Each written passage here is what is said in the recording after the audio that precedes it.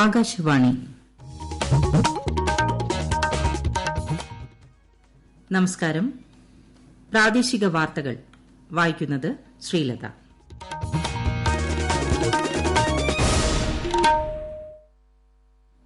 പ്രധാന വാർത്തകൾ. കർഷകക്ഷേമം സർക്കാരിന്റെ പ്രഥമ പരിഗണനയെന്ന് പ്രധാനമന്ത്രി നരേന്ദ്രമോദി. പ്രതിപക്ഷം കർഷകരിൽ ആശയക്കുഴപ്പമുണ്ടാക്കാൻ ശ്രമിക്കുന്നുവെന്നും നരേന്ദ്രമോദി. തദ്ദേശ തെരഞ്ഞെടുപ്പിന്റെ ഫലം നാളെ. വോട്ടെണ്ണലിന് ഒരുക്കങ്ങൾ പൂർത്തിയായി. സംസ്ഥാനത്ത് ഇന്ന് 5218 പേർക്ക് കോവിഡ്-19 സ്ഥിരീകരിച്ചു. 5066 പേർക്ക് രോഗമുക്തി. ഇന്ന് 33 മരണം. രാജ്യത്തെ കോവിഡ് മുക്തി നിരക്ക് 95% മുകളിലായി. ശബരിമല തീർത്ഥാടകർക്കുള്ള ആരോഗ്യ മാർഗ്ഗനിർദ്ദേശങ്ങൾ പുതുക്കി. ISL ഫുട്ബോളിൽ ഇന്ന് ഹൈദരാബാദ് ഈസ്റ്റ് ബംഗാളിനെ നേരിടും. മത്സരം രാത്രി 7:30-ന്. വാർത്തകൾ വിശദമായി. കർഷകക്ഷേമം സർക്കാരിന്റെ പ്രഥമ പരിഗണനയെന്ന് പ്രധാനമന്ത്രി നരേന്ദ്രമോദി. ഗുജറാത്തിലെ കച്ചിൽ വിവിധ വികസന പദ്ധതികൾക്ക് തുടക്കം കുറിച്ച് സംസാരിക്കുകയായിരുന്നു അദ്ദേഹം. കൂടുതൽ വിവരങ്ങളുമായി ബിന്ദു വിനോദ്. കാർഷിക മേഖലയിലെ പരിഷ്കരണം കർഷകരുടെ ദീർഘനാളത്തെ ആവശ്യമായിരുന്നുവെന്ന് പ്രധാനമന്ത്രി പറഞ്ഞു. അതനുസരിച്ചാണ് സർക്കാർ നിയമനിർമ്മാണം നടത്തിയത്. പ്രതിപക്ഷ കക്ഷികളും വർഷങ്ങളായി ഈ ആവശ്യം ഉന്നയിച്ചിരുന്നു. എന്നാൽ അവരുടെ ഭരണകാലത്ത് കാർഷിക പരിഷ്കരണങ്ങൾ നടപ്പാക്കാൻ അവർ താൽപര്യം കാണിച്ചില്ല. ഇപ്പോൾ പ്രതിപക്ഷം കർഷകരെ തെറ്റിദ്ധരിപ്പിക്കാൻ ശ്രമിക്കുകയാണ്. കർഷകരിൽ ആശയക്കുഴപ്പം സൃഷ്ടിക്കാനുള്ള ശ്രമം ഡൽഹിയിൽ നടക്കുന്നുണ്ട്. കർഷകരുടെ ആശങ്കകൾ അകറ്റാൻ സർക്കാർ എല്ലാ നടപടികളും കൈക്കൊള്ളുമെന്ന് പ്രധാനമന്ത്രി ഉറപ്പു നൽകി. കർഷകരുടെ എല്ലാ പ്രശ്നങ്ങളും പരിഹരിക്കാൻ സർക്കാർ പ്രതിജ്ഞാബദ്ധമാണ്. 121 കോടി രൂപ ചെലവ് വരുന്ന പാൽ സംസ്കരണ പാക്കിംഗ് പ്ലാന്റ് ഉൾപ്പെടെ നിരവധി വികസന പദ്ധതികളുടെ നിർമ്മാണോദ്ഘാടനം പ്രധാനമന്ത്രി നിർവഹിച്ചു. News desk Akashvani. സംസ്ഥാനത്ത് 3 ഘട്ടങ്ങളിലായി നടന്ന തദ്ദേശ തെരഞ്ഞെടുപ്പിന്റെ ഫലപ്രഖ്യാപനം നാളെ. വോട്ടെണ്ണലിനുള്ള ക്രമീകരണങ്ങൾ പൂർത്തിയായതായി തെരഞ്ഞെടുപ്പ് കമ്മീഷൻ അറിയിച്ചു. കോവിഡ് മാനദണ്ഡങ്ങൾ പാലിച്ച് സംസ്ഥാനത്തൊട്ടാകെ 244 കേന്ദ്രങ്ങളിലായി രാവിലെ 8-ന് വോട്ടെണ്ണൽ ആരംഭിക്കും. കോവിഡ് ബാധിതരുടേത് ഉൾപ്പെടെയുള്ള തപാൽ വോട്ടുകളാണ് ആദ്യം എണ്ണുക. ഫലം തത്സമയം ജനങ്ങളിലേക്ക് എത്തിക്കാൻ തെരഞ്ഞെടുപ്പ് കമ്മീഷൻ ട്രെൻഡ് വെബ്സൈറ്റ് സംവിധാനം ഒരുക്കും. PRD ലൈവ് മൊബൈൽ ആപ്പിലും ഫലം ലഭ്യമാണ്. തദ്ദേശ സ്വയംഭരണ സ്ഥാപനങ്ങളിലേക്കുള്ള വോട്ടെണ്ണൽ വിവരങ്ങളും ലീഡ് നിലയും അപ്പോൾ അറിയിക്കാൻ എറണാകുളം ജില്ലാ ഇൻഫർമേഷൻ ഓഫീസ് വിപുലമായ ക്രമീകരണങ്ങളാണ് ഒരുക്കിയിരിക്കുന്നത്. വോട്ടെണ്ണൽ വിവരങ്ങളും വാർത്തകളും ചിത്രങ്ങളും വിഷ്വലുകളും തത്സമയം മാധ്യമങ്ങൾക്ക് നൽകാൻ പ്രത്യേക സംവിധാനം ഏർപ്പെടുത്തിയിട്ടുണ്ട്. കോഴിക്കോട് ജില്ലയിൽ ആകെ 20 വോട്ടെണ്ണൽ കേന്ദ്രങ്ങളാണ് സജ്ജമാക്കിയത്. 12 ബ്ലോക്ക് പഞ്ചായത്ത്, 7 മുനിസിപ്പാലിറ്റി, 1 കോർപ്പറേഷൻ എന്നിവയ്ക്കായി ഓരോ കൌണ്ടിംഗ് സെന്ററുകൾ വീതമാണ് ഒരുക്കിയിട്ടുള്ളത്. കോഴിക്കോട് കോർപ്പറേഷന്റെ counting centre Nadakkavu government vocational higher secondary സ്കൂളാണ്. ആലപ്പുഴ ജില്ലയിൽ 18 കേന്ദ്രങ്ങളിലായിട്ടാണ് വോട്ടെണ്ണൽ നടക്കുക. വോട്ടെണ്ണൽ കോവിഡ് പ്രോട്ടോകോൾ പാലിച്ചും സുതാര്യമായും കൃത്യതയോടുമാണ് ഉറപ്പാക്കുന്നതിന് എല്ലാ ക്രമീകരണങ്ങളും പൂർത്തിയാക്കി. കണ്ണൂർ ജില്ലയിൽ വോട്ടെണ്ണലിനുള്ള ഒരുക്കങ്ങൾ പൂർത്തിയായി. 20 കേന്ദ്രങ്ങളാണ് വോട്ടെണ്ണുന്നതിന് ഒരുക്കിയിരിക്കുന്നത്. വിശദ വിവരങ്ങളുമായി ആകാശവാണി കണ്ണൂർ ജില്ലാ പ്രതിനിധി KO ശശിധരൻ. കേന്ദ്രങ്ങളിൽ വെച്ചാണ് വോട്ടെണ്ണുക. രാവിലെ കലക്ടറേറ്റ് കോൺഫറൻസ് ഹാളിലാണ് തപാൽ വോട്ടുകൾ എണ്ണുന്നതിനുള്ള സൌകര്യം ഒരുക്കിയിരിക്കുന്നത്. കണ്ണൂർ കോർപ്പറേഷന്റെ വോട്ടുകൾ ഗവൺമെന്റ് വൊക്കേഷണൽ ഹയർ സെക്കൻഡറി സ്കൂളിൽ വെച്ചാണ് എണ്ണുക.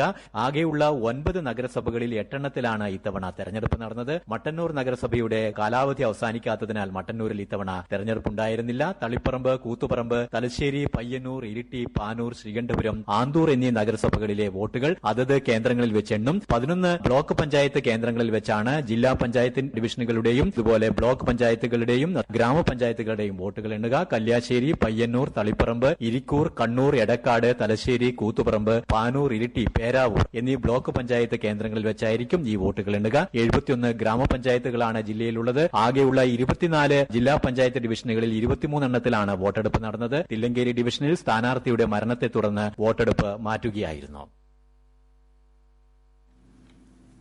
വോട്ടെണ്ണൽ വയനാട് ജില്ലയിൽ 7 കേന്ദ്രങ്ങളിൽ നടക്കും. ജില്ലയിലെ 7 വോട്ടെണ്ണൽ കേന്ദ്രങ്ങളിലെയും ഒരുക്കങ്ങൾ പൂർത്തിയായി. സംസ്ഥാനത്ത് ഇന്ന് 5218 പേർക്ക് കോവിഡ്-19 സ്ഥിരീകരിച്ചതായി മന്ത്രി KK ശൈലജ.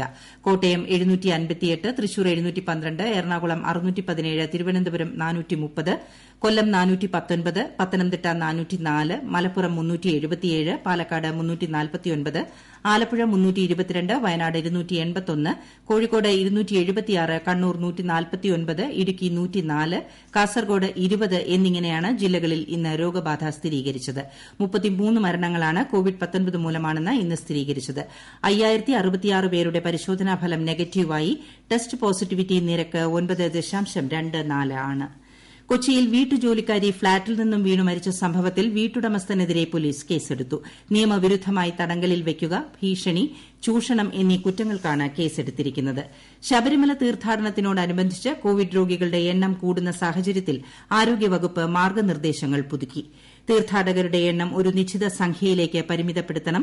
അടുത്തിടെ കോവിഡ് ബാധിച്ച് അല്ലെങ്കിൽ പനി, ചുമ, ശ്വസന ലക്ഷണങ്ങൾ, ക്ഷീണം തുടങ്ങിയ ലക്ഷണങ്ങളുള്ളവർ തീർത്ഥാടനത്തിൽ നിന്ന് ഒഴിഞ്ഞു നിൽക്കേണ്ടതാണ് എന്ന് ആരോഗ്യവകുപ്പ് അറിയിച്ചു. ഈ വാർത്തകൾ ആകാശവാണിയിൽ നിന്ന്. കൊറോണ ആശങ്കയല്ല, ജാഗ്രതയാണ് വേണ്ടത്. കേന്ദ്ര ആരോഗ്യ മന്ത്രാലയം പുറപ്പെടുവിക്കുന്ന നിർദ്ദേശങ്ങൾ. ജനങ്ങൾ കൂട്ടം കൂടുന്നത് ഒഴിവാക്കുക. ഇടയ്ക്കിടെ കൈകൾ സോപ്പും വെള്ളവും ഉപയോഗിച്ചോ സാനിറ്റൈസർ ഉപയോഗിച്ചോ വൃത്തിയാക്കുക. നിർബന്ധമായും മാസ്ക് ധരിക്കുക.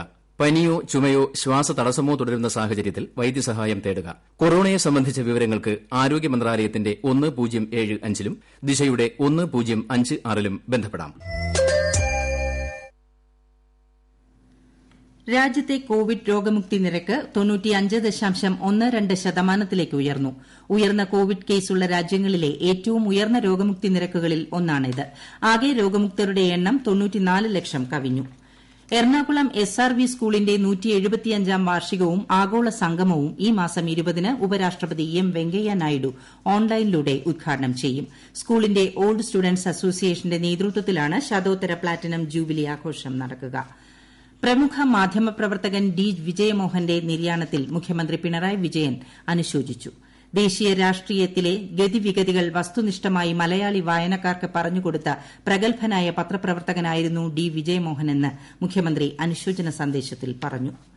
പ്രമുഖ മാധ്യമപ്രവർത്തകൻ ഡി വിജയമോഹന്റെ നിര്യാണത്തിൽ പ്രതിപക്ഷ നേതാവ് രമേശ് ചെന്നിത്തല അനുശോചിച്ചു.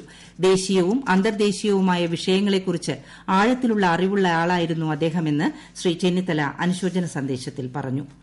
മാധ്യമപ്രവർത്തകൻ ഡി വിജയമോഹന്റെ നിര്യാണത്തിൽ മുൻ മുഖ്യമന്ത്രി ഉമ്മൻചാണ്ടി അനുശോചനം രേഖപ്പെടുത്തി. ഇടുക്കി ജില്ലയിൽ 3 താലൂക്കുകളിലായി 5000-ത്തിലധികം ഇരട്ട റേഷൻ കാർഡുള്ളവർ ഉണ്ടെന്ന് കണ്ടെത്തി. ഈ പ്രശ്നം പരിഹരിക്കാൻ സംസ്ഥാന ഭക്ഷ്യവകുപ്പ് നടപടികൾ തുടങ്ങി. കൂടുതൽ വിവരങ്ങളുമായി ഇടുക്കിയിൽ നിന്ന് ആകാശവാണി പ്രതിനിധി ആന്റണി മുനിയറ. കേരളത്തിലും തമിഴ്നാട്ടിലും മറ്റ് സംസ്ഥാനങ്ങളിലുമായാണ് ഇരട്ട റേഷൻ കാർഡുകൾ കണ്ടെത്തിയത്. ഇവരുടെ ഏതെങ്കിലും ഒരു സംസ്ഥാനത്തെ കാർഡ് നിലനിർത്തിയ ശേഷം അധികമായുള്ള കാർഡ് റദ്ദാക്കുന്നതിനുള്ള നടപടി ഭക്ഷ്യവിതരണ വകുപ്പ് ആരംഭിച്ചു. കേരളത്തിലും തമിഴ്നാട്ടിലും റേഷൻ കാർഡുള്ള 2500ഓളം ഉപഭോക്താക്കളെ ഉടുമ്പൻചോല താലൂക്കിൽ മാത്രം കണ്ടെത്തിയിട്ടുണ്ട്. ഒരു രാജ്യം ഒരു റേഷൻ കാർഡ് പദ്ധതി കേന്ദ്ര സർക്കാർ നടപ്പിലാക്കുന്നുണ്ട്. ഇതിന്റെ ഭാഗമായി റേഷൻ കാർഡ് ഉടമകൾ ആധാറുമായി കാർഡ് ലിങ്ക് ചെയ്യുന്ന നടപടികൾ പുരോഗമിച്ചു വരികയാണ്. ഇടുക്കി ജില്ലയിൽ കേരള തമിഴ്നാട് അതിർത്തി പ്രദേശത്തെ ഉടുമ്പൻചോല, ദേവികുളം, പീരുമേട് താലൂക്കുകളിലെ 5000 പേർക്ക് കേരളത്തിന് പുറമെ തമിഴ്നാട്ടിലും കർണാടകയിലും ആന്ധ്രയിലും ഇരട്ട റേഷൻ കാർഡ് ഉള്ളതായാണ് വിവരം. ഇവരുടെ പട്ടിക തയ്യാറാക്കിയ ശേഷം ഇരട്ട റേഷൻ കാർഡുള്ളവർക്ക് നോട്ടീസ് നൽകുന്ന നടപടിക്രമങ്ങൾ ഭക്ഷ്യവകുപ്പ് സ്വീകരിച്ചു വരികയാണ്. ISL ഫുട്ബോൾ മത്സരത്തിൽ ഇന്ന് ഹൈദരാബാദ് FC ഈസ്റ്റ് ബംഗാളിനെ നേരിടും. ഗോവയിലെ തിലക് മൈതാൻ സ്റ്റേഡിയത്തിൽ രാത്രി 7:30-നാണ് മത്സരം. കണ്ണൂർ രാജ്യാന്തര വിമാനത്താവളം വഴി കടത്താൻ ശ്രമിച്ച 23 ലക്ഷം രൂപയുടെ സ്വർണം കസ്റ്റംസ് പിടിച്ചെടുത്തു. കാസർഗോഡ് സ്വദേശിയിൽ നിന്നാണ് സ്വർണം കണ്ടെടുത്തത്. തിരുവനന്തപുരം ജില്ലയിലെ മലയൻകീഴ് സബ് രജിസ്ട്രാർ ഓഫീസ് കെട്ടിടത്തിന്റെ നിർമ്മാണ പ്രവർത്തനങ്ങൾ അടിയന്തരമായി പുനരാരംഭിക്കും. കൺസ്ട്രക്ഷൻ കോർപ്പറേഷന് ഇത് സംബന്ധിച്ച് നിർദ്ദേശം നൽകിയതായി മന്ത്രി ജി സുധാകരൻ വാർത്താക്കുറിപ്പിൽ അറിയിച്ചു. രാജ്യത്തെ ഓഹരി വിപണിയിൽ നേട്ടം. ബൊംബൈ ഓഹരി സൂചിക സെൻസെക്സ് 9 പോയിന്റ് ഉയർന്ന് 46,283-ലും ദേശീയ ഓഹരി സൂചിക നിഫ്റ്റി 9 പോയിന്റ് ഉയർന്ന് 13,567-ലും വ്യാപാരം അവസാനിപ്പിച്ചു. പ്രധാന വാർത്തകൾ ഒരിക്കൽ കൂടി. കർഷകക്ഷേമം സർക്കാരിന്റെ പ്രഥമ പരിഗണനയെന്ന് പ്രധാനമന്ത്രി നരേന്ദ്രമോദി. പ്രതിപക്ഷം കർഷകരിൽ ആശയക്കുഴപ്പമുണ്ടാക്കാൻ ശ്രമിക്കുന്നുവെന്നും നരേന്ദ്രമോദി. തദ്ദേശ തെരഞ്ഞെടുപ്പിന്റെ ഫലം നാളെ. വോട്ടെണ്ണലിന് ഒരുക്കങ്ങൾ പൂർത്തിയായി. സംസ്ഥാനത്ത് ഇന്ന് 5218 പേർക്ക് കോവിഡ്-19 സ്ഥിരീകരിച്ചു. 5066 പേർക്ക് രോഗമുക്തി. ഇന്ന് 33 മരണം. രാജ്യത്തെ കോവിഡ് മുക്തി നിരക്ക് 95%-ന് മുകളിലായി. ശബരിമല തീർത്ഥാടകർക്കുള്ള ആരോഗ്യ മാർഗ്ഗനിർദ്ദേശങ്ങൾ പുതുക്കി. ISL ഫുട്ബോളിൽ ഇന്ന് ഹൈദരാബാദ് ഈസ്റ്റ് ബംഗാളിനെ നേരിടും. മത്സരം രാത്രി 7:30-ന്.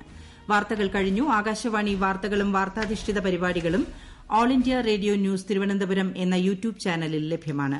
കൂടുതൽ വാർത്തകൾക്കായി @all India radio news Thiruvananthapuram എന്ന ഫേസ്ബുക്ക് പേജും @AR_News_TVM എന്ന ട്വിറ്റർ ഹാൻഡിലും സന്ദർശിക്കാം. അടുത്ത വാർത്താ പ്രക്ഷേപണം രാത്രി 7:25-ന്.